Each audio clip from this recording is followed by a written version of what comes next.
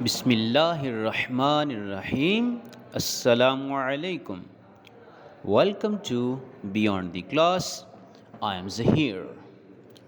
I hope all of you will be fine and enjoying this English learning process. In this video, I will discuss with you about the vowel sounds, and especially I will teach you the monophthongs. As you already know that vowel sounds are divided into two different groups. One are called as monophthongs and the second one are called as diphthongs.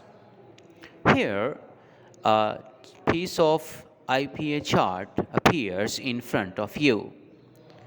In this chart, you can see the 12 English vowel sounds.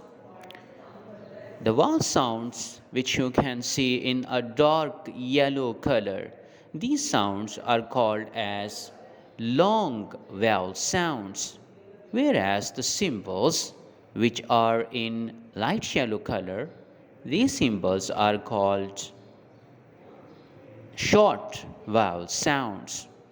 So, for example, if you can see that the first symbol that is actually a bit long vowel sound. For example, the word written here under this sound is C. So in C, you see that the vowel sound is a little long, E. But in the second symbol, that is actually short vowel sound, E. E.